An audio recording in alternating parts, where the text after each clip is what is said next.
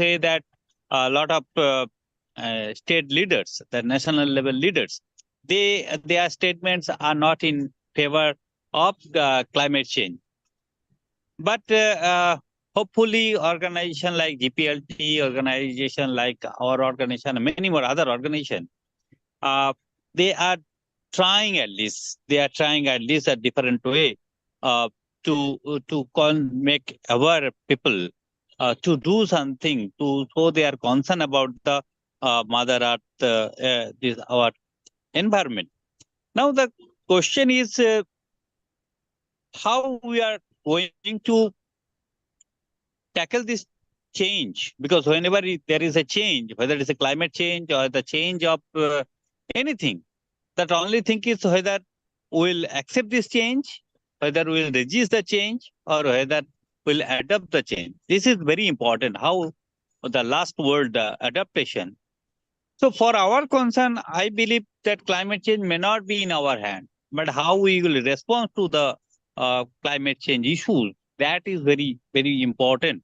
The adaptation, the world is talking about the adaptation. And here the lies that how the common people, how the community, how the local people, they are going to adapt in these issues related to climate change. Because the climate change is not a similar pattern to each and every country, or even within the country, similar thing happen. Somewhere we are getting extreme heat, somewhere we are getting due to the unbearable and the climate change, because of these the disasters, lot of floods. Somewhere we are getting several occasions, several way the climate change is coming to different countries, and people are facing the things. As a result, when we are going to adapt or the response to the climate change, it is important how locally we are ready to tackle the thing. The problem of United Nations, we can't solve from here, from the India, or the if we can think that India is a big country, even from the Tripura where I am belonging, I can't control anything for there. Or even sometimes it may not be that much bothering me that what is happening to the UK, or what is happening to the USA, what is happening to even the African countries. But in my surrounding, how we can do that? That's why the word comes, the local level adaptation, how we can go to that. So local level adaptation is important, that how local people are sensitized, how local people are well, already they are, their capacity is there to tackle this thing, how the local people are responsive, how local people are sensitive, how the local institutions are playing a role. So altogether, that when we are talking about the environment or climate change issues, I believe personally that in this junction, it is important the response first should come to the local led thing. Internationally, it may happen. Say, for example, if there is sudden flood or something is happening to that, landslides and something. So how it is not that depending on the United Nations organization or any other organization will respond, but it is important how we can survive from the locally. That's why when we talk about the climate change, our first and foremost duties is to develop our local people.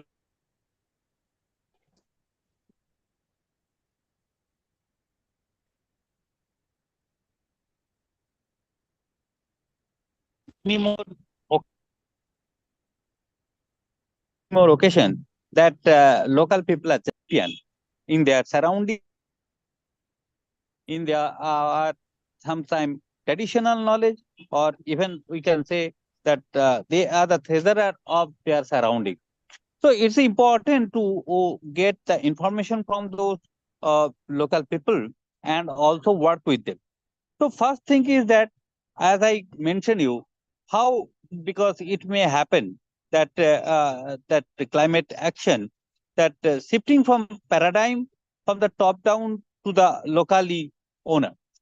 This is important how the local people will be empowered. So for too long, climate action has followed the top down approach till date.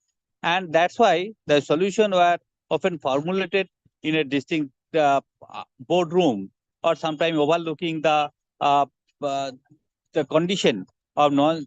I mean, sometimes which the policies and strategies was developed, but there is no connection with that ground reality, where sometimes we call the ground zero reality. And that's why it is important that a local level adaptation represent a paradigm shift, and it recognizes that local communities are not merely the passive victim of climate change. They are also essential actor. This is the important the word actor. They can play a big role. Actor uh, of this climate change, and they if they are equipped with that valuable knowledge and deep understanding of their local environment, which is very important. Even sometimes we can see that they have their traditional knowledge. The farmers used to see, they're seeing to the sky and seeing the cloud. They can pretend whether there will be rainfall, whether it's a heavy rainfall or not. That traditional knowledge they have. We have seen that there is when the tsunamis and other happen in India's and surroundings, there are a lot of islands, and they are not affected. They got some signal from that nature. They got the signal from the nature, and accordingly they try to respond before the tsunami came to hit. That's why a lot of people in the Andaman Nicobar Island in nearby to India, and they got that knowledge, that traditional knowledge from the environment, maybe through the ants, maybe through the small creature. They got some signal, and they went to the top of the hill, and as a result, we can say that damages as well as the casualties were very less. So that's is we have to understand how the local knowledge we can handle. So unlocking the power of the local knowledge, the indigenous communities and the traditional societies have a rich history or coexisting with their environment. You can see that all the indigenous people, particularly in India, we used to call the tribal people, the tribes. They are from very beginning. They are the coexistence with the forest. Their life and livelihood entirely depends on the environment, and as a result, they don't think that making a program, something, some presentation. It's not like that. They save, they preserve, they conserve the environment for their own existence. And that is the coexistence happen, because they know that almost 80 to 90% of their life needs are fulfilled from the nature. And that's why starting from their agriculture, which you used to call the shifting cultivation, or the sometimes it's called different names in India, different part, it is called different name. Even the agriculture, which is the backbone of the economy, particularly the rural economy, the countries like developing countries like India and other African countries, the agriculture, which is very important. So they used to go the traditional method, which is mostly trying to the organic, hardly use of any chemical pesticide. All are the environment friendly. So we have to learn from that. It is that the time has come to learn from that. It is not the sophisticated knowledge. It is not that all the academic quality, but it is necessary that we have to preserve, we have to learn, we have to understand the local things. So traditional knowledge and those things. Similarly, it is important that innovative these are the innovative homegrown solution to the global challenges. As I mentioned, that when there is a problem, that human being used to do come with a lot of practices. When we talk about the climate change adaptation, it is sometimes it is a practices. In India, we have started, I'm sure that there is a called life mission. That means a lifestyle for environment, which is very, very important. Whatever we are doing, it is not necessary how it will respond, but we can do that. That's why even the United Nations also talk about the sustainable consumption. Our lifestyle also important, how we are going to make a sustainable lifestyle. Even sometimes we consume which is not required. Sometimes we need more money because we are consuming. Today I have one mobile phone, I am looking for another mobile phone, and as a result I am looking for some other thing. So our great Mahatma Gandhi told that our environment can give us a lot of things, but it cannot fulfill the greed of the single person. So need can be fulfilled from the environment, but the greed cannot be fulfilled. So our lifestyle, the lifestyle for the environment, which is very, very important, which you can learn from the local people, how they are living with very simple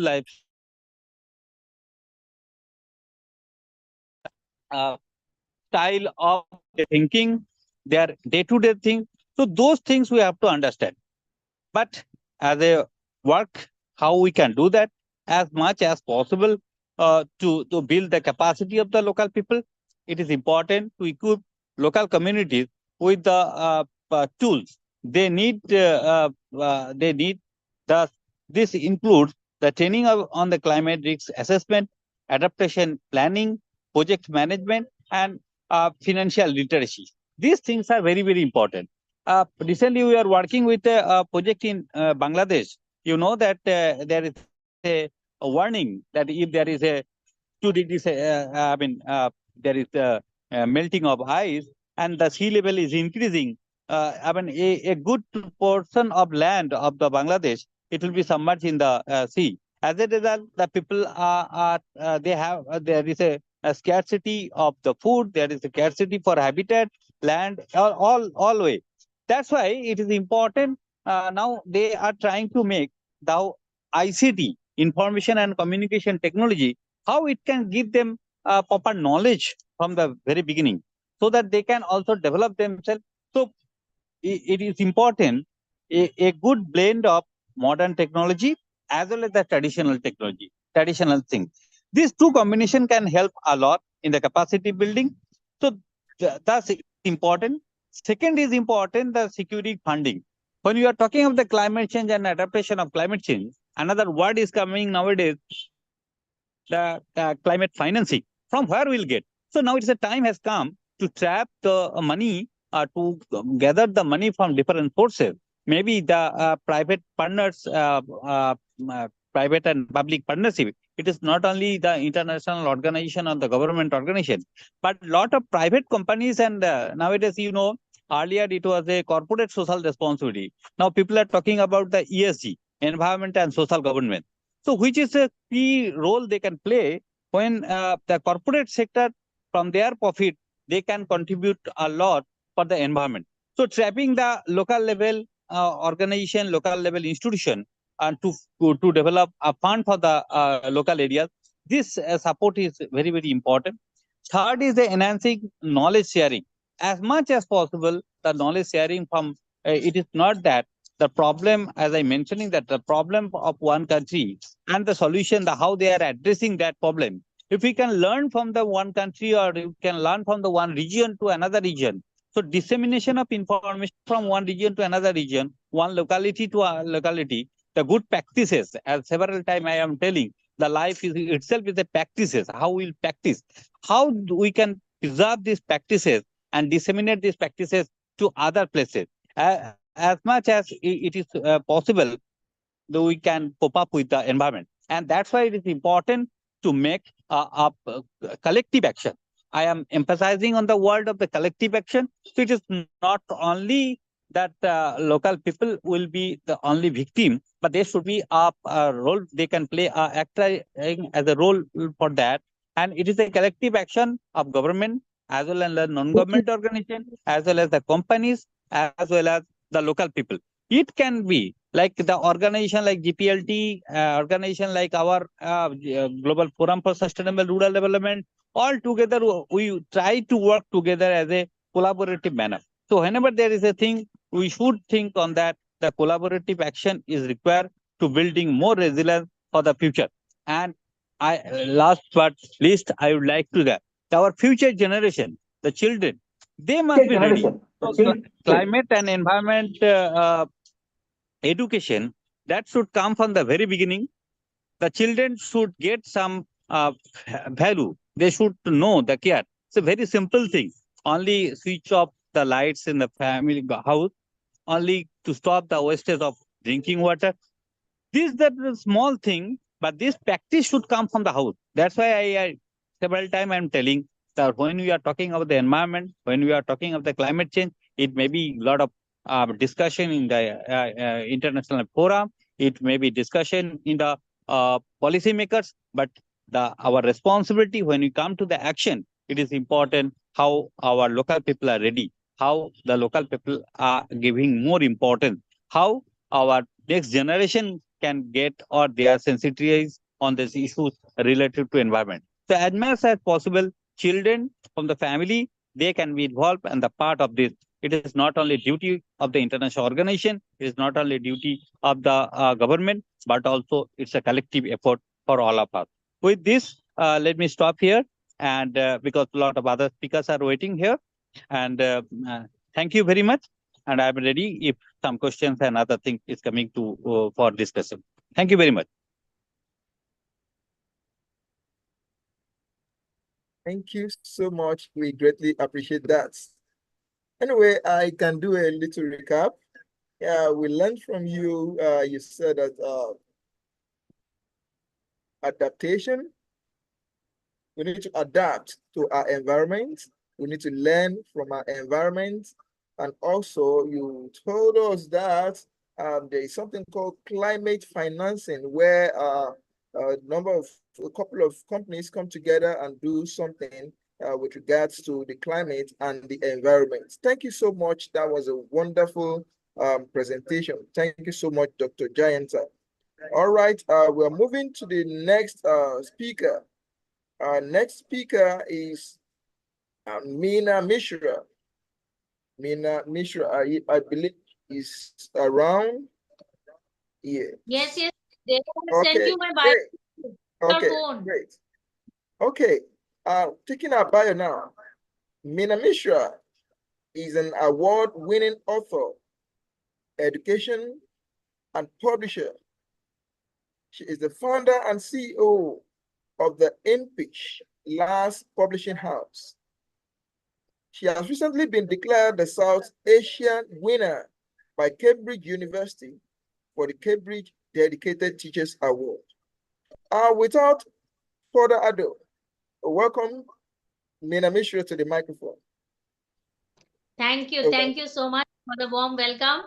And I'm glad to be here. It's a privilege for me to be a part of this August gathering, this August group. And you would be sharing my PPT. Please share the screen.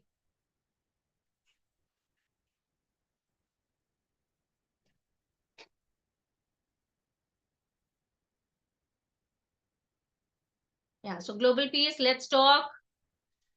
That is what the talk was all about. And right now we heard an expert from India, Dr. Jayanta. But my topic for today is the bees and environment. I never thought I'll be talking about bees. I'll be researching on it and I'll be writing stories. What is the importance of bees? Why are bees important to the environment? Throughout history, bees have played a vital role in conserving the environment. The recorded history of bees being used in human society dates back as far as 9,000 years. As the evolution of bees dates back hundreds of thousands of years, they are tightly knitted by environmental development. Bees, as we all know, are the most important pollinators known to humans. This single insect is responsible for honey, bee wax, a renewable fuel source, pollination, growth, and development of crops, and various other essential aspects of nature. There are lots of species of bees and honeybees found all over the world, and even many undiscovered species exist today. So probably there are so many species that we don't know about. Fun facts about bees. The buzzing sound made by bees comes from their wings, which can beat over 200 times a second. Queen bees can live up to 5 years. Beehive can produce up to 24 jars of honey in just one season. So can you imagine the number of jars that can be filled? 24 jars of honey in one season. How useful these bees are. The honey that bees produce is an antioxidant that helps improve the function of the human brain. Bees have 5 ears in total, 5 eyes in total. So we have 2 eyes, we can see the whole world. With 5 eyes, you can imagine the amount of sight they are exposed to. Bees have 4 wings. So normally we see the butterflies, we see the birds, they have only 2 wings, but bees have 4 wings. Only female bees can sting. Keep away from female bees, please. So you know how dangerous they can be if they get angry. Honeybees communicate the location of nectar to each by doing a waggle dance. So like honeybees, they will dance like this, and then you will understand, okay, fine, the nectar lies here. Honeybees are the only insect that produce food that's consumed by humans. 5 eyes and 6 legs. They have 4 wings divided into 2 pairs. There are more than 20,000 species of bees in the world. In the UK alone, there are more than 250 species of bee, including the bumblebee, honeybee, and mining bee. So how many species do you know? I don't know. Bees can't see the color red. Although they can't see red, they can see something that humans can't. Bees purple. It's a mix between yellow and ultraviolet light. Honeybees can only sting someone once. So once a bee has already stung, that bee will not be able to do that again in lifetime. Once a honeybee has stung its stinger, the other body parts are left behind, which kills the bee. So you can understand this is nature's way of telling us that if you are involved in wrongdoing, you have to face the consequences. When it dies, it also releases a pheromone smell that alerts other bees in its colony of danger. Clever? Bees help plants to grow by pollinating them. Bees feed on the nectar contained in the flowers of plants. Whilst they are feeding on nectar, some of the pollen in the plant sticks to their bodies. When the bee travels to the next flower to feed some more, they deposit the pollen that's attached to them. This process, known as pollination, allows fruits and vegetables to grow, which is why it's so important to have bees. Most bees live together in hives. A hive is a honeycomb structure that the bees build themselves using bee wax. A colony that lives in a hive is generally made up of 3 different types of bees: queen bee, worker bees, and drone bees. So I'll come to my story when you will understand how they work, how they function. But some bees live alone. So there are loners also. Not that everybody has to, it is compulsory for them to be in a group, be in a hive. No, if they want to live alone, they will live alone. Although honeybees and bumblebees tend to live in hives, species such as the carpenter, digger, and mining bee live alone and make their own nest. So you know how we have a systematic society, how we have people from different strata of society, how we have carpenters, we have workers. Similarly, they have all those things. So we have a kingdom. There is a bee kingdom. Bees make a buzzing noise because of their wings. It's no wonder they are so noisy. Their wings flap around 230 times every second. Can you imagine? In 1 second, 230 times wings flapping. Bees are generally less aggressive than wasps. Bees will only try to sting you if they feel their hive is being threatened. So here also you can see that only when they are threatened, they attack. They will not attack for fun's sake. Easily provoked and prone to stinging humans are wasps. Again, though they will only sting you if they feel threatened. Someone who is called a beekeeper. Beekeepers normally wear a long white suit and round hat to protect themselves from bee stings. So this is the dress code of the beekeeper. Why do bees matter? Why? Why Global Peace Let's Talk is talking about bees? Why Global Peace Let's Talk has the project, the beekeeping project?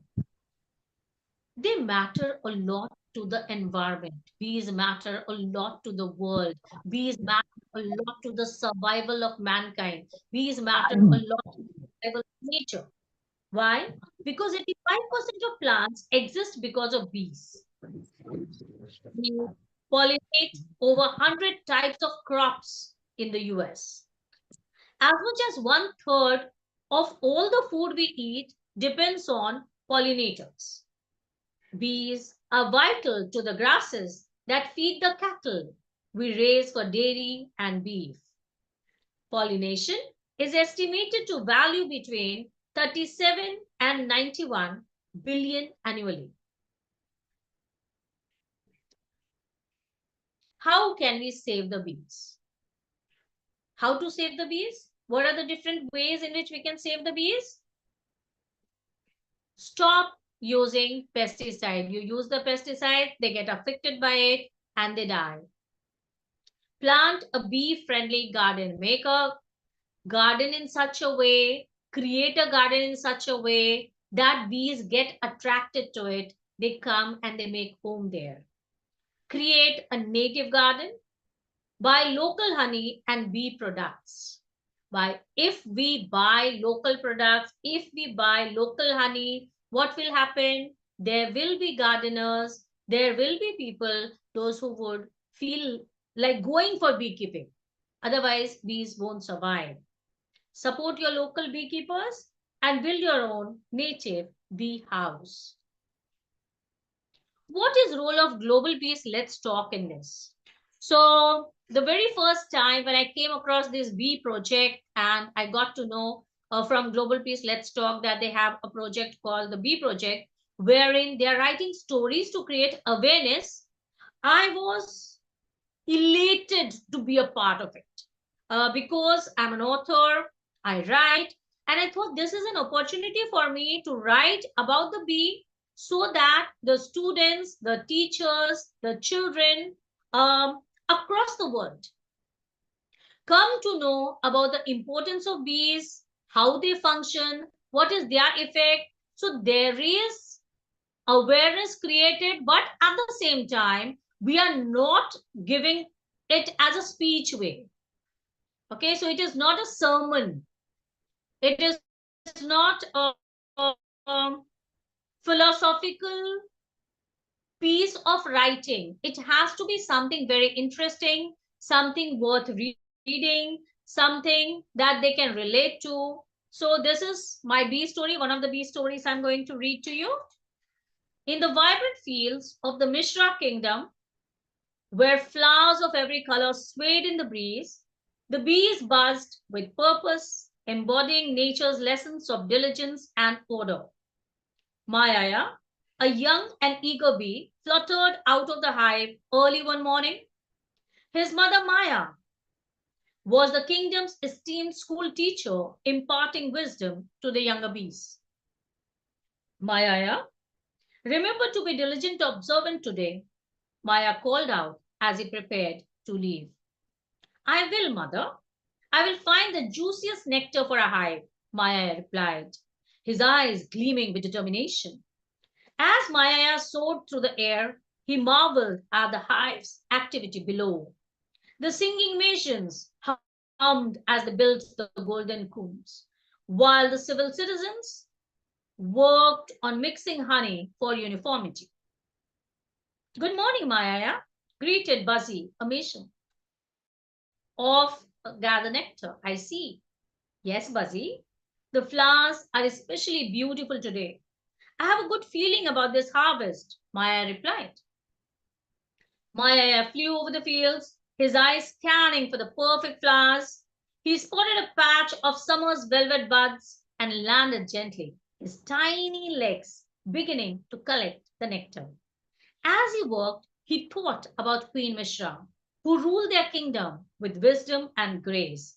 Her presence inspired all the bees. After filling his pouches with nectar, Maya headed back to the hive, encountering the gatekeepers or the poor mechanic porters. Welcome back, Maya. How was the field today? Asked Thorn, a stout gatekeeper. Rich with nectar. This will be a good addition to our stores, Maya replied, showing his filled pouches. Thorn nodded approvingly and allowed Maya to pass through the narrow gate. Inside the hive, the air was filled with the sweet scent of honey. Bees buzzed around, each performing their specific duties with precision and dedication. Maya made his way to the central chamber where Queen Mishra resided. She was surrounded by her advisors and officers who were busy discussing the kingdom's affairs. Your Majesty, Maya said, bowing respectfully, I have brought fresh nectar from the fields. Thank you, Maya, Queen Mishra replied with a warm smile. Your hard work and dedication keep our kingdom thriving.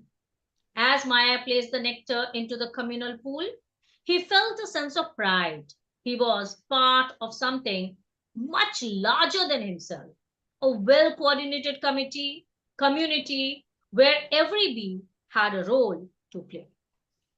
Later that day, back at the bee school, Maya gathered her students for a lesson. Today, we'll learn about the importance of order and diligence.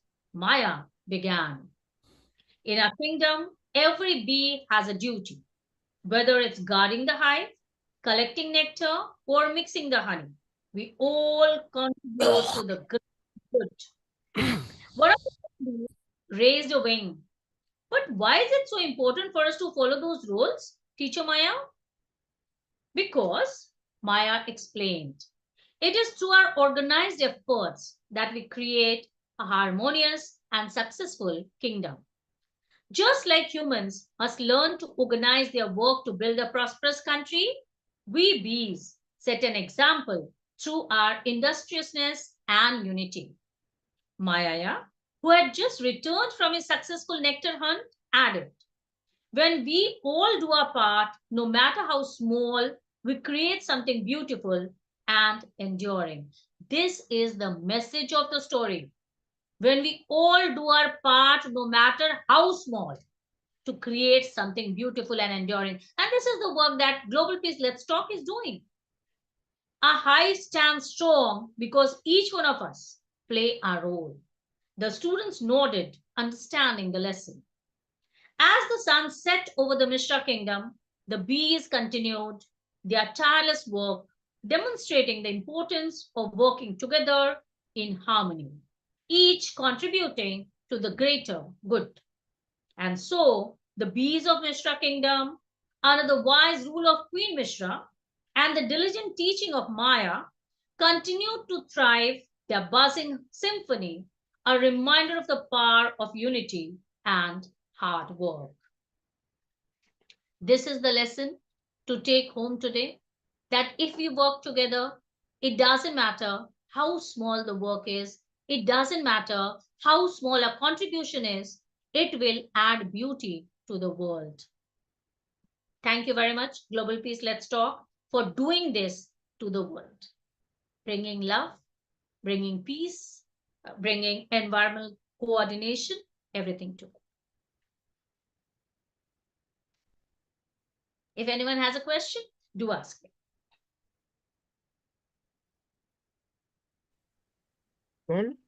There'll be a question and answer session soon. We would like to move over to the next presenter. Thank you so much, Mishra. That was a wonderful one, very, very informative and educative.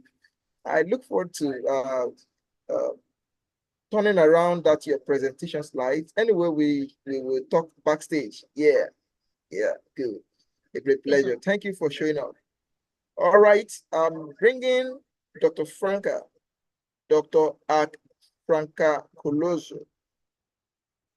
Yeah, let me take a bio before we continue. Okay, I will talk about climate enigma in a different way. The climate enigma at the beginning of the third millennium and the role of women in the face of climate change. The huge catastrophes that we face in various parts of the world worry us about the violence of the weather phenomena, even where they did not exist before, leading us to think about how to face the challenges of the future and the climate emergency. Without going into the details that follow more than 4 online courses during the 2 years of the pandemic and afterward, with certifications after selective tests, I would like to focus attention on the specific role of women as mothers and educators regarding climate changes. These are the main questions. 1, how to prevent a temperature rise by 1.5 in 2040? 2, what corrective measures to implement? 3, how to convince measure-producing countries of harmful emissions into the atmosphere to pollute less? 4, how to reduce the CO2 increase progressively? I would like to try to give answers based on my acquisition of concepts that, during my professional life, have represented the key points of my business. For example, on my debut as a teacher of a technical discipline, during the first stages of my teaching career, and in conjunction with my activity as an architect. When I was teaching how to design and realize a simple solar panel for laboratory experiments, the result was exciting for the students who had then physically made the object, trying to measure the increase in water temperature at the beginning and end of the experimentation in the open air during a sunny day through a simple thermometer. At the basis of this design was my willingness to direct students on virtuous cognitive paths for understanding the use of energy at low cost and without waste. It is well known that performance in physics does not represent 100%, and energy waste is commonplace. Wastes are recurrent and regards energy transformations, and this belief is shared by all. So, what about the role of women in the face of climate change? It is not negligible, as at least in Western societies, richer and more technological advanced, they have consolidated consumeristic habits and incorrect behavior. Faced with the unconditional use of weapons and explosives, which involve a substantial source of pollutants, together with harmful CO2 emissions and the greenhouse effect, women have also adopted completely incorrect life models, aping, for example, in Europe, American disposable lifestyles.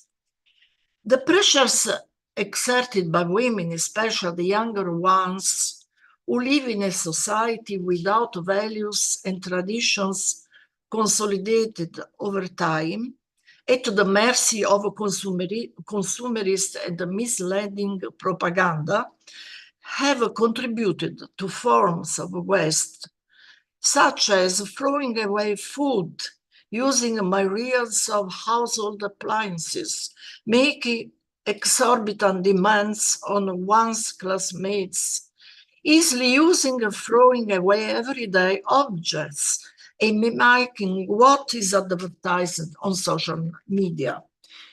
The female attitude seems irrelevant, yet it is a devastating multiplicative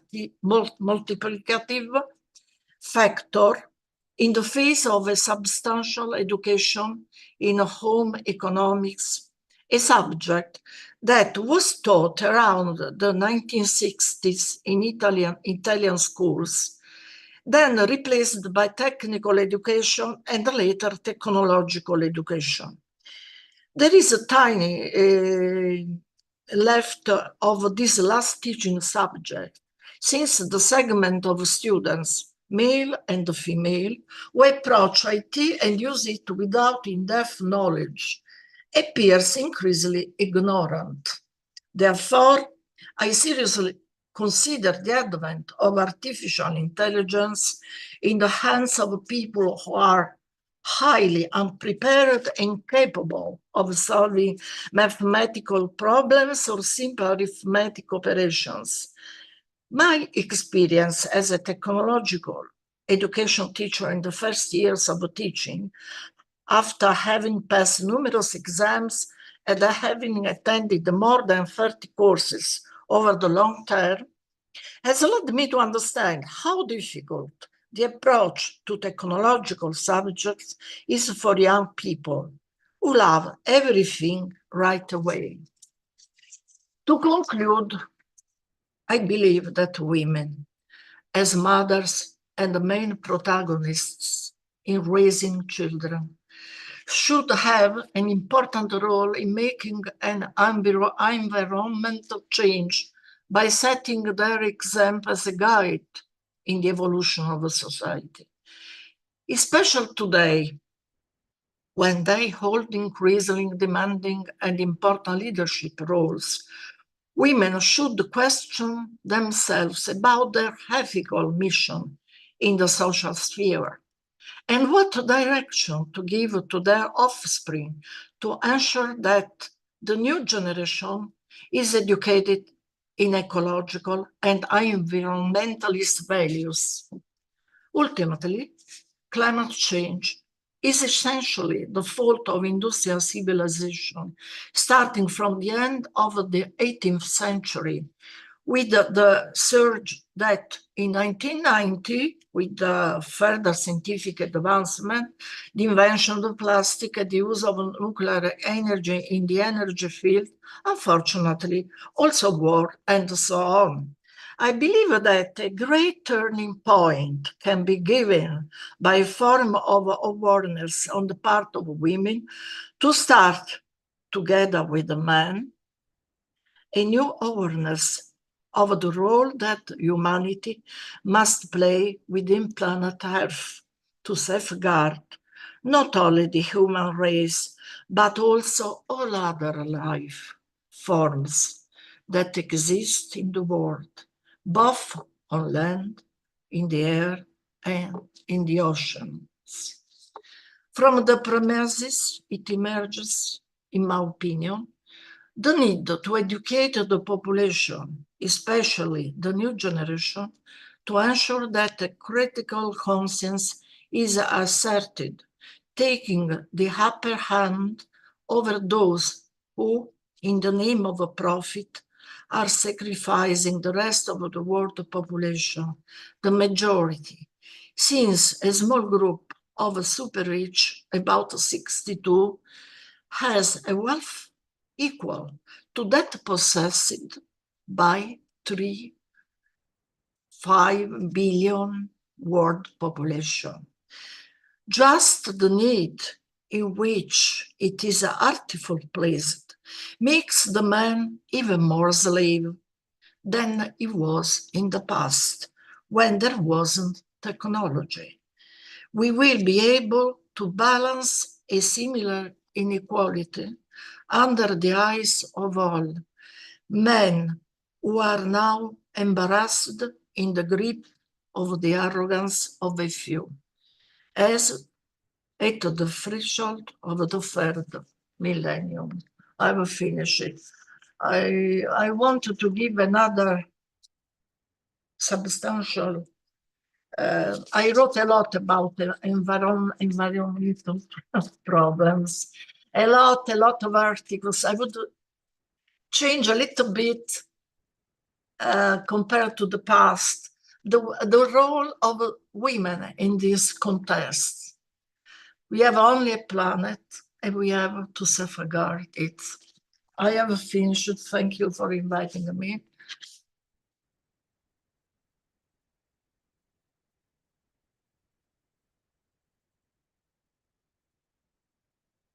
All right. Wow. That's a very, very educative and informative presentation. Thank you so much, Dr. Franca. We greatly appreciate that. Okay. Please, any of our participants that have one question or the other, please just hang in there. After the next two presenters, we're going to bring you up. All right. It's time to bring up Professor Tony Park. Okay, Professor, are you ready? So I can push up with your profile. I am. I am. Good morning, Okay. everyone. Great. If I could share my screen, put Yes. something on the screen. The screen. Can I? Would you like me to share your profile first? I'll share a window. I already have it open. Okay, good. Great. I give you permission to share your screen now. You go ahead. And I'm going to make. I'm going to propose a model. I propose this to a competition, not an award, not a grant. It was a competition at the UNESCO a few years ago. And this was there were 89 universities from around the world: Princeton, Stanford, UCLA, the École Supérieure de Paris. That's the university started by Napoleon in the 1800s. Probably the only good thing that he did all his life, and many others. And there were 69 countries represented. That's about a third of all of the countries, all of the nations on the planet. And the idea was about UNESCO education on sustainability. And I extended the concept to something called eco-sustainability.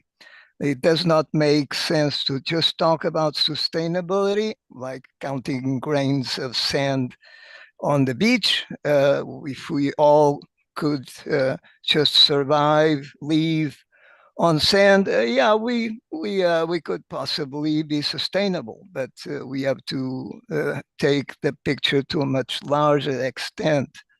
And the way we're doing that, as Franca just mentioned about consumerism, is absurd, to say the least. It's madness. I would like to share a couple of slides, less than a dozen. There's no more time for that. And this is the CO2 concentration in the atmosphere over the increase in temperature in the last 2,000 years. And you can see the CO2 concentration on the left and the temperature rising accordingly. We are already way past when I made this slide. In just a few years, the top on the CO2 concentration is 400. We are already at 427 and rising from 3 to 4 parts per million. That's an exponential rise. And taking on that lead from all the talk, from everyone on the planet, including the most experts that should be the most responsible, when we see this curve coming down, and the curve beginning to curve down or horizontally, not exponentially. This is CO2 in the atmosphere. That was a very important discovery that actually started at the time of Napoleon with the scientists that left us a lot in engineering and math, Fourier. And when we start seeing this curve beginning to come down, then we know that we are talking truth to power, truth to the masses, truth to the population, truth to the earth, not before. So all of the talk that we have done so far has been in vain. Nothing has changed. Give you a striking, just this is a work of months, of years, that we need to start re-educating, and I'll bring those points. Just this is a picture of the Earth, and the big bubble on the left, top left, the big blue bubble is all the water that we have on the planet, yes, including oceans, the Pacific, and reminding you that we don't have oceans, we have one ocean. So the ocean, entire Pacific, Atlantic, Indian, put together, and all of the water underground, all of the water in the atmosphere is the big sphere. And then there is another one smaller next to it, and not gonna we don't have time for that, but there's a little point in there, a little tiny little bit dot, and that is all of the fresh water that we use now to drink, to bathe, to wash, to make cars, to make steel. It takes 200 tons of water to make a ton of steel that goes into our cars. So that's a little dot in there, almost invisible blue dot in there. Let's go forward. The consumerism is not linear by far. People at the bottom of this chart, and also takes quite a bit of time to dwell on it, the consumerism in the world is not linear by far. At the bottom of this chart in here, this looks like a glass of champagne, I call it a mushroom, is lives with $0 to $1, $2 a day, even if that much. Up to 50% of the population in here, this column in there, that's about 10% of the population uses, I'm sorry, 50%, half of the population is up to this point in here, and the other half of the population is the rest going up, increasing consumerism. The bottom 50% of the population, this in here, lives with $0, which is the bottom right here, to $4 a day. This is absurd. And people talking about sustainability and too much population. Nonsense, completely nonsense. It's mostly racism and decadence and perversion of the worst kind. They don't. And then going the top 50% in here, we see that 10% of the population consumes about 50% of all the resources, including the water that we just saw. Yes, because it takes water to make most of the things, including that we need, including, if not all, including our own food and materials and watches and SUVs and cars and planes and jets and everything else. The amounts of energy that we receive from the sun are this much. And there's also a little bit to explain about this, but we put 70% of the energy that we receive from the sun, we put it out into space. And because of CO2 makes an umbrella that lets the energy from the sun come into the planet, which is stored mostly, 90% of it is stored in the oceans. It does not allow CO2, does not allow this 70% of the energy of the sun. So it accumulates in the earth and causes global warming, which is the driver for pretty much everything that happens next, and that those are climate change, intense storms.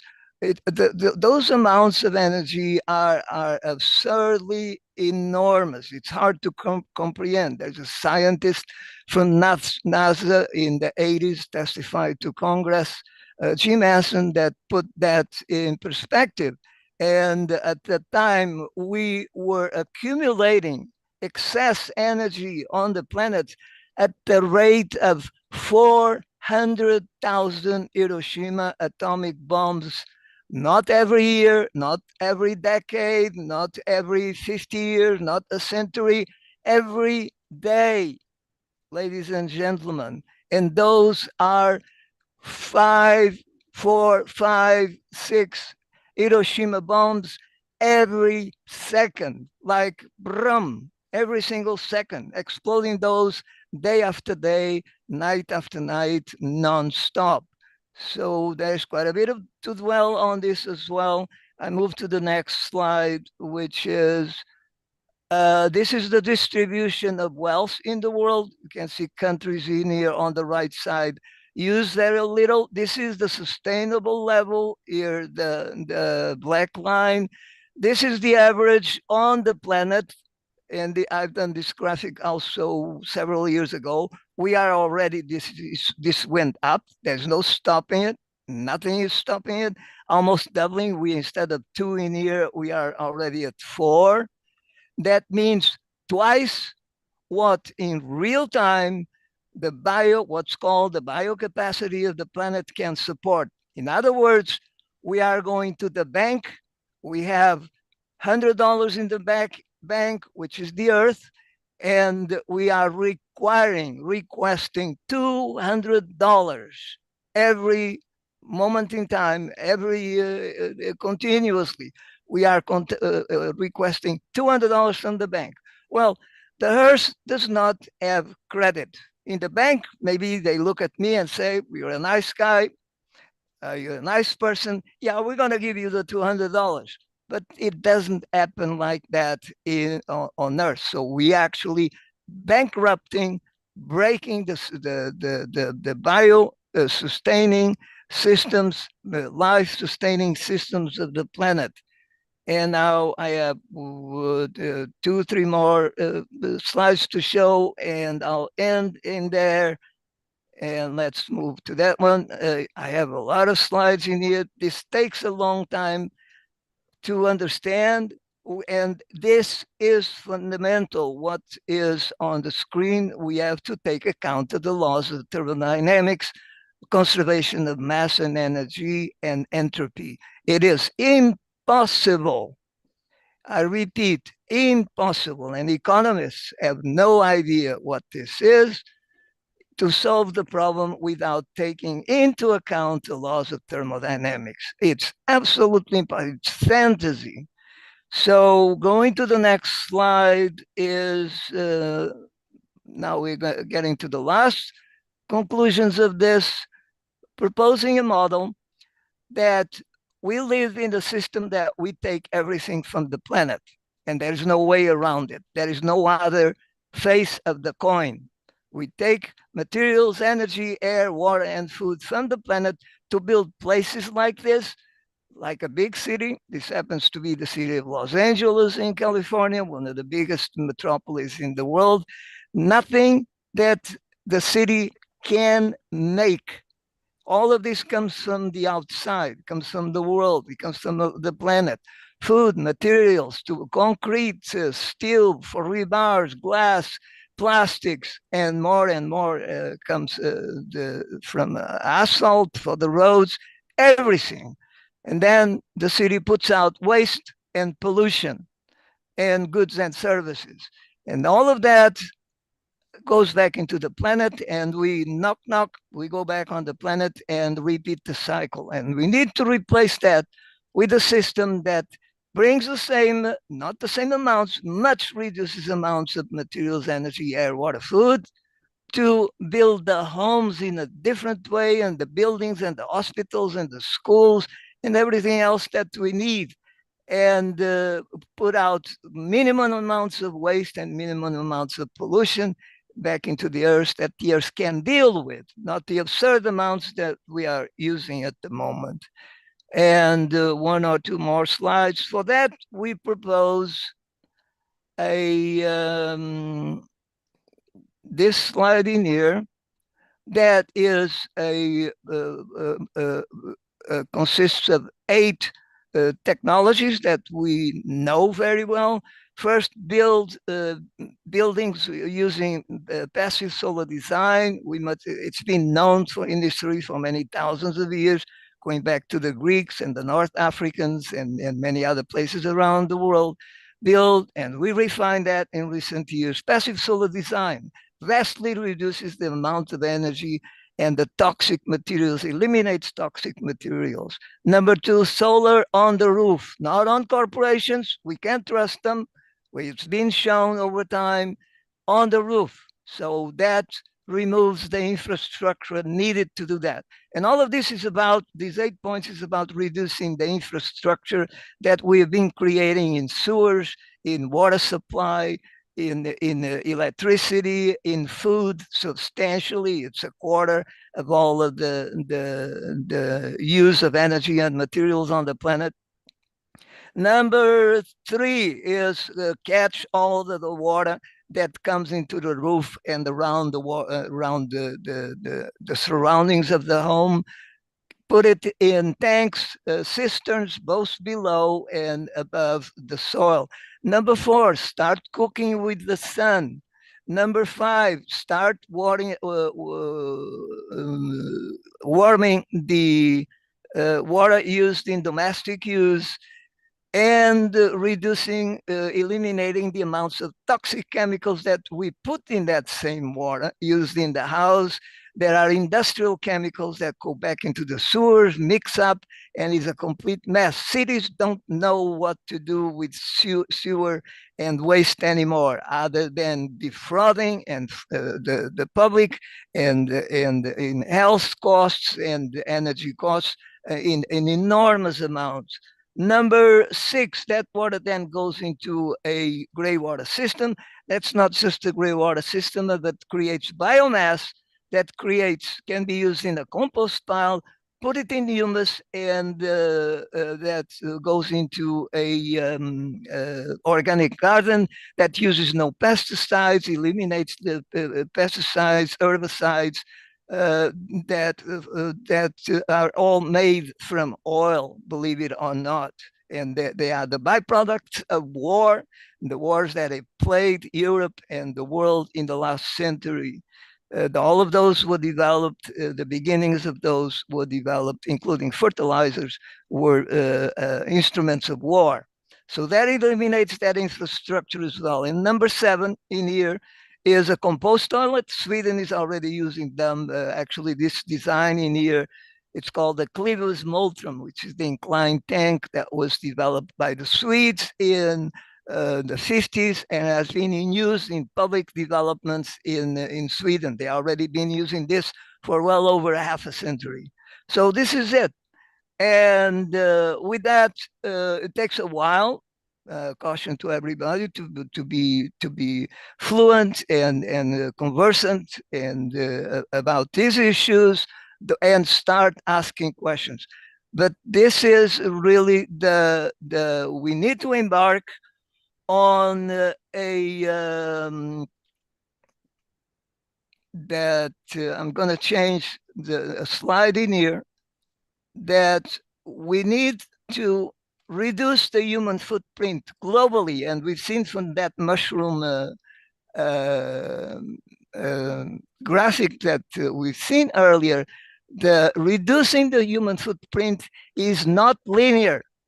It's on a curve. The ones that have little to nothing, they don't have nothing to reduce. They need to improve and bring their lives into the eco-sustainable model. But we need globally on average, that is on average, we need to reduce the human footprint to below 1 Earth per capita. We need massive re-education in eco-sustainability in schools and universities. I've been fighting and fighting with my colleagues and peers for years and years on end that we need to have a faculty of eco-sustainability on campus. To no avail, to closed ears, to closed minds, to closed hearts, to closed spirits. It has got to change. Otherwise, like Anthony Guterres says on the commencement at Columbia University, which is one of the best universities on the planet, and certainly in the United States, it's in the top 10. He says, he started his commencement speech with, humanity is on a suicidal path. And I totally 100% agree with that. So we need to transform that into action.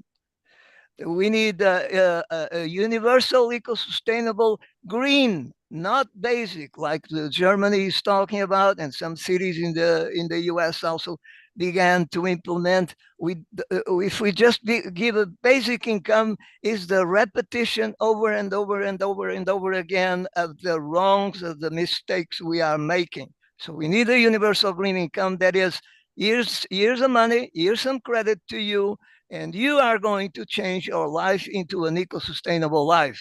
That works. And then we need to eliminate plastics, which are made from fossil fuels, believe it or not, natural gas and oil and coal. I'm about finished.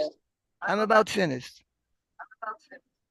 I'm about finished, and I cannot hear you. And eliminate synthetic chemicals. Check your microphone, please. And synthetic chemicals and pesticides and PFAS and persistent chemicals and all of the 8 things that we just saw in that model of that home: passive solar home, rooftop solar, rainwater, solar cooking, solar hot water, gray water biomass, compost toilets, and non-flush toilets, and organic farming, no dig, no till. Thanks for your attention. Thanks for inviting me. And I left my email and where you can find me on Facebook. Have a nice day. Tony, thank you so much. I just want to share with everybody that I've joined Tony's group, and every Sunday he has a session with young people. A lot of people from Africa, and this is what they talk about, but mostly is Tony helps them to look at things that they can do now, things that they can work together on now in their community. So the interaction on his sessions in that hour on a Sunday has so much energy, because when people leave there, they want to go now and make whatever they learned, make it work. Could someone has the microphone open? Excuse me, Nick. Yeah. So I'm very proud to say that Tony joined Global Peace Let's Talk, and that we will look at a group like Dr. Jayanti said, collaboration with Franco, who heads up Environment for Global Peace, so that we can look at small little projects. But I don't want to now go into a discussion because it's George's turn. So I just wanted to share that. Thank you, Tony. Okay. Great. Thank you so much, Dr. Nikki, for that. All right. Let me bring the last presenter for today. That's Professor George Onsi. Please, the mic is yours. Please go ahead, sir.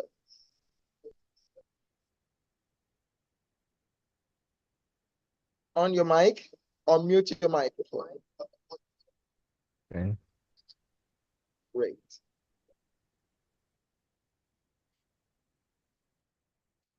Okay, thank you very much. I would like, first of all, thank you, Joseph. Thank Dr. Nikki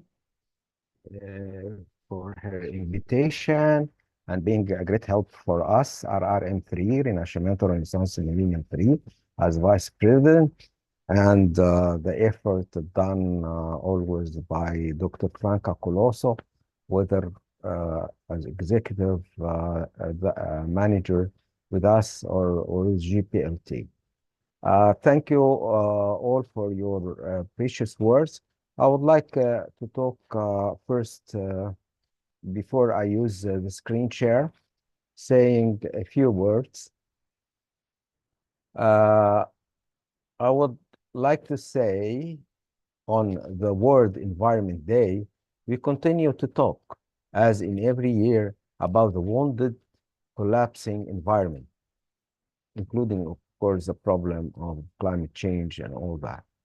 But before any word I will say, let's make clear and be honest, admitting the fact that we cannot fix the mirror that shows our ugly face, as it is more logical, inevitable, and urgent to fix our own face before worrying about the mirror that continues to reflect our very image. The environment, which has become on top of our nightmare concern, World Conference, all media documentaries, research paper, Zooms, and has been suffering from our very bad deeds. Human aggressive spirit that ignites hate, then violence, organized terrorist attacks, leading to end up by full-scale wars, are the sharpest weapon that pierces the body of our innocent environment deep into the heart. Not only war, but there are also those ambitious wealth makers who could do anything to extend their fortune, turning a deaf ear to all the environment protectors' preaches. In fact, there are many other examples, or say copies, of the environment's assassinators.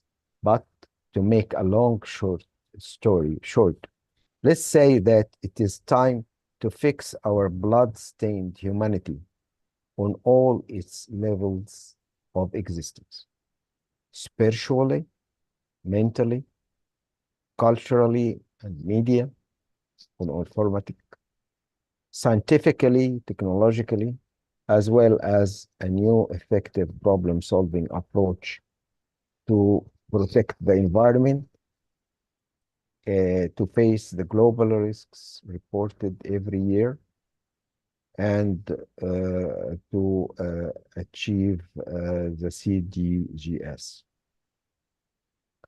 Okay, let's please now, possible, share our share screen. May I? Hello? I would like to share screen, please. Okay. You have the permission to share your screen. Go ahead, sir. Okay. Are you able to see? Okay. Meanwhile, I'll start by 10 presenting. more minutes. Yeah, I can see her. Are you able to see everything now? Okay, thank you. Now, I start with presenting our RRM3 approach. RRM3 stands for Rinascimento, Renaissance, Millennium 3. We are calling for a new Renaissance on all levels of action and all aspects of human existence. We are glad to have Dr. Nikki, the founder of GPLT, as our vice president. And thank you for her support. And the executive, as I said, director, Dr. Franca, and the other members who are between. There are some of our workers here and our members. And I would like to turn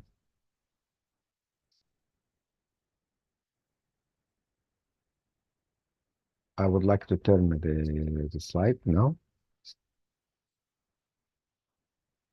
Oh.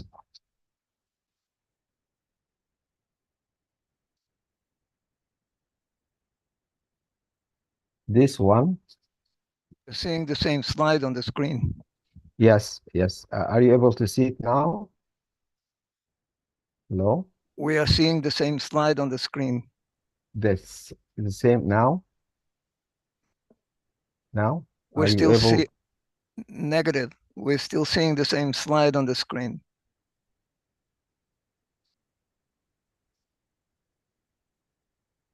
Okay, let's. We're let's seeing the start. RM3 slide on the screen. Okay. Must be the screen share must be adapted in a way that You might have to change the screen the slide that you have on the screen and put in a new one. The screen you have here is not your slide. sorry. Yeah, the screen you are showing here, which you shared, is your browser. It's not your slide. So I suggest you stop this sharing. Yeah, then you share all over again. Shall I stop the sharing and restart again? Yes, I've stopped it already. Restart again? Yeah, start all over again. Okay. Then no, not this one. Now we are seeing a different slide, a group of three. Well, there is a black and white. There is another one in the middle that looks like are you able to see this now? Oh no, not this one. I'm sorry. Okay. Rather they are very small though. Okay. Share. Let's share this. Okay, are you able to see it? Good. That's better. We are not seeing just with the Eternorama. Yeah. But okay. I'm trying to make it fit the screen. Now, this is our approach. Actually, as I have already said, we are trying to call for healing the humanity, to which their actual mirror is environment. So we start with spirituality, as I said. So we are launching a system of healing spirituality. We call it the Millennium 3 24-hour yoga that needs no sessions, no special place, but it is interwoven with all our activity. So we enjoy everything, every moment we live through our day, and enjoy everything.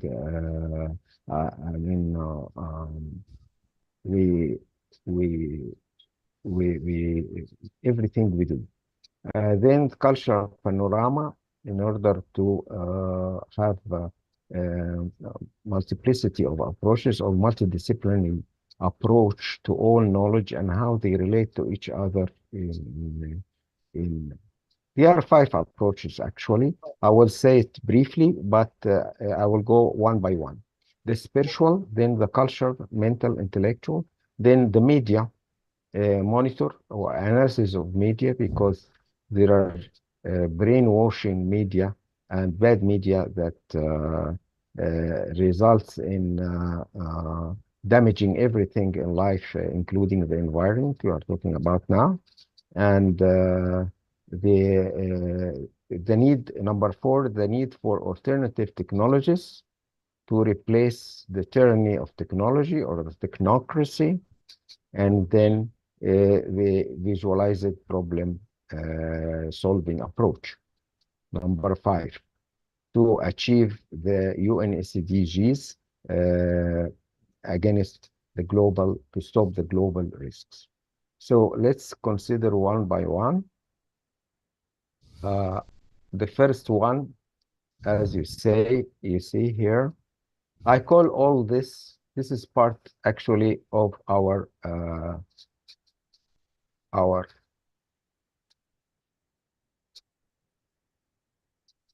I call all that stuff, all that system, the Eternorama Academy, which is part of our magazine that we are launching. The RRM3 new the Millennium Renaissance. This magazine are inviting all of you and others to share. Number 1, as I said, is a healing spirituality, the Millennium Yoga. Doctor, you have 3 minutes more. Sorry? You have 3 minutes more, sir. Excuse me, say it again. You have 3 minutes more, sir, to round up 3 your minutes. presentation. Yes, sir. Okay. The second one.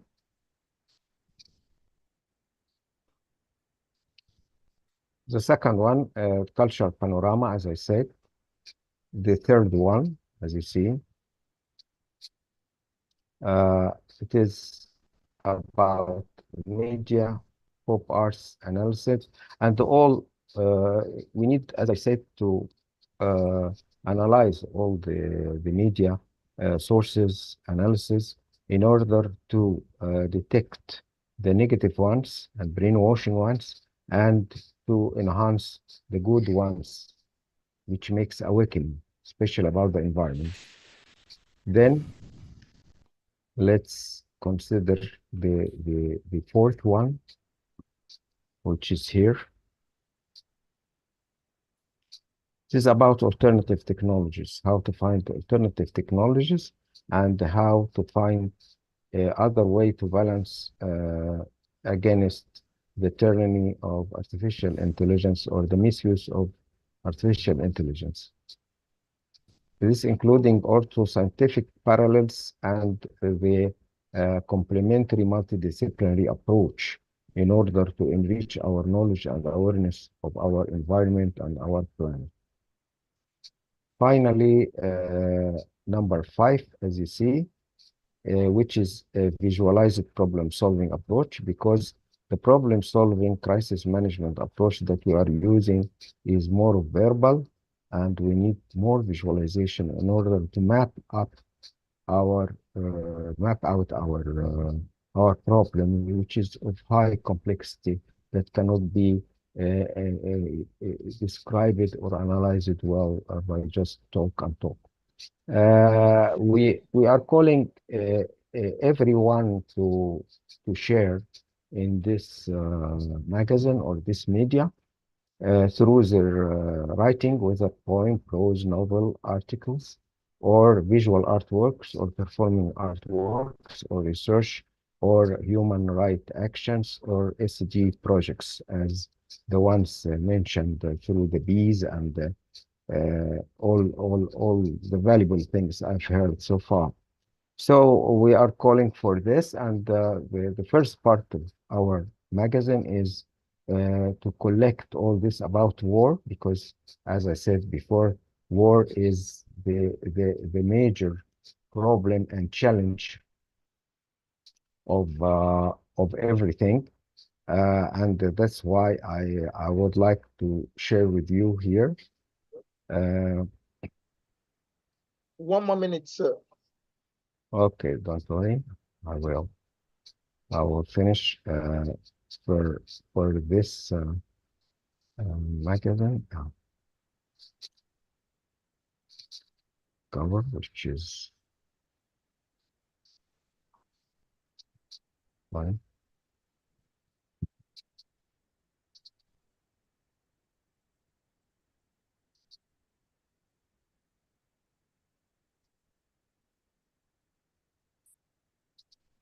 I only need to share with you the cover because it includes everything.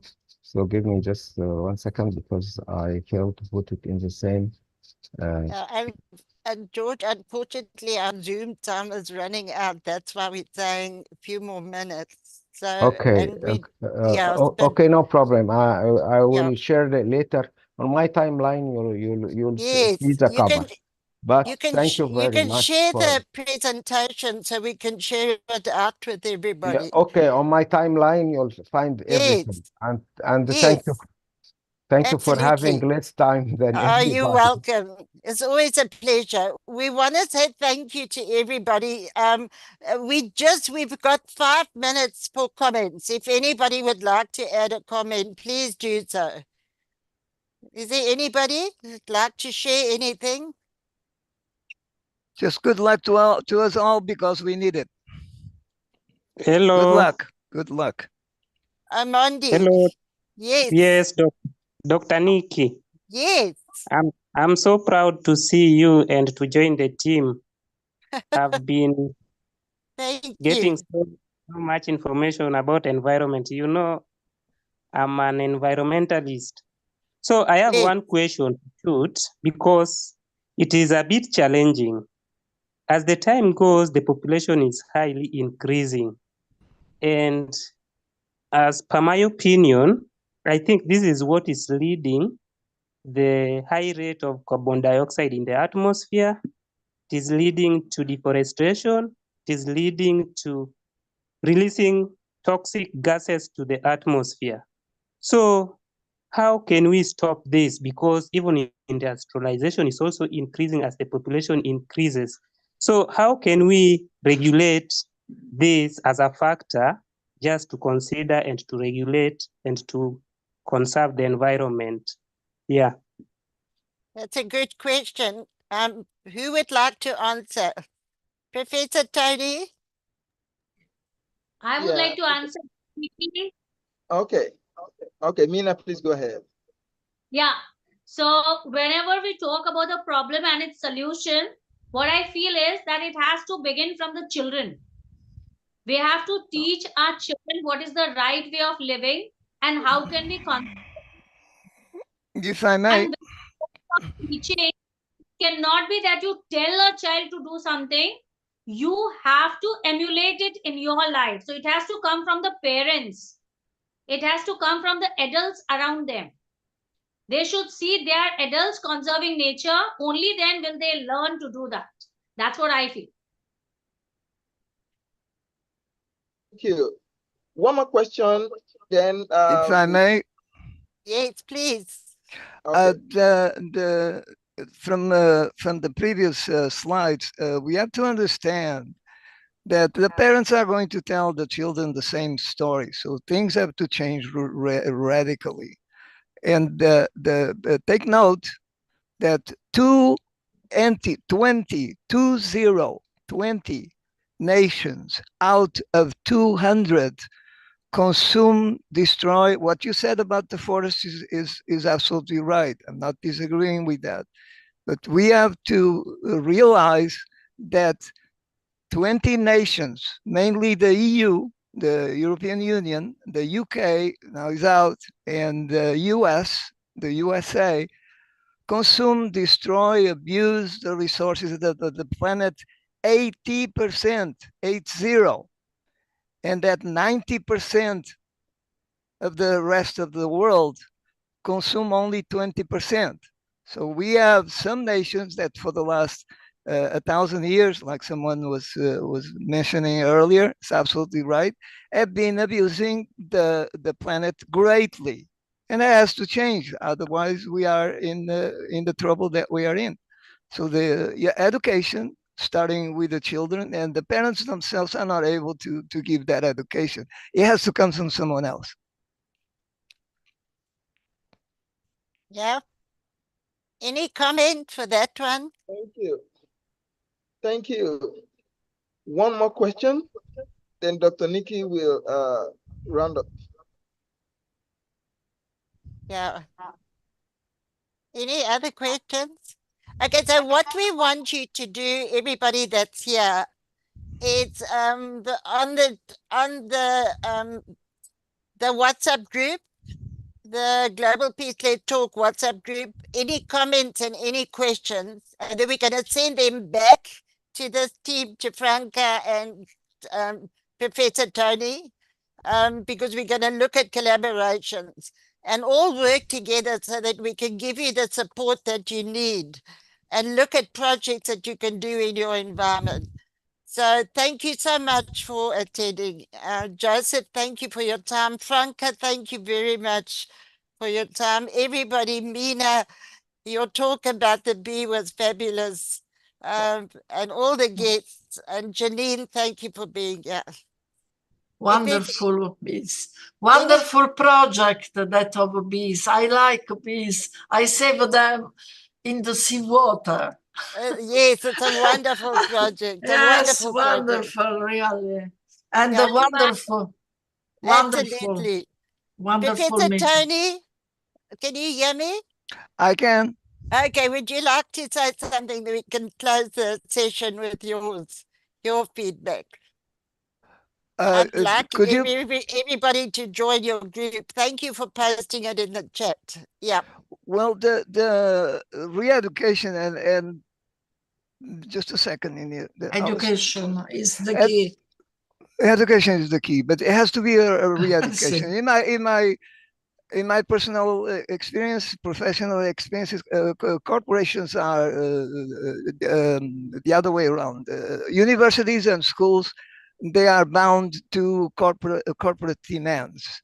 And those repeat themselves and they repeat themselves. And the general term of those is that we need new employees, new generations to repeat over and over and over and over again the same things that the errors that we've been doing in the past. That has to change substantially. Unfortunately, the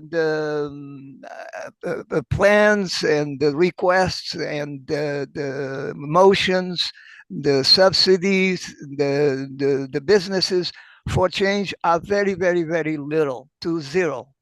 There are some good examples. I bring those into the Free and Open University of Eco-Sustainability that I've been trying to create. I couldn't. There's nobody that wants to move in that direction. So I said, well, fine, I'll do it online. There's a big audience right there. We already have several thousand, 4,000 or 5,000 members in the group on Facebook, organized. We'll live stream. I invite everyone, if you have things that to present. We have 2 hours every Saturday. All of this is free. I don't charge anybody. I don't ask for money from anybody to help. By the grace of God, I've been able to spend the thousands of dollars that it takes to do this every year.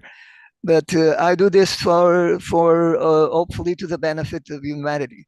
Either we change. We are right now globally 200% of what the Earth can support. Some countries like the USA or Britain or Europe or the Arab countries in the Gulf, they are anything from 8 to 16, 20 Earth. And if we're going to individuals, is 100 of times if everybody lived the same way that Europe does or the United States does. This is a reality. This is not real. It's impossible. And going again back to the laws of conservation of mass and energy, we cannot create, we cannot destroy. And those are fundamental to understand in just a small sentence what thermodynamics actually really is and the relevance of it. Wonderful speech. Thank you. Thank you so much. I've written everything about links. I would like.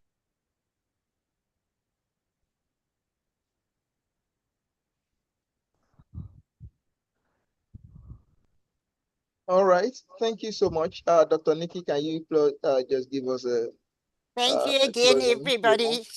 Okay. Blessing for the week ahead. Bye-bye. Thank you so much, Dr. Nikki. Bye for now. Thank you all. Good luck. Everyone. Best of luck.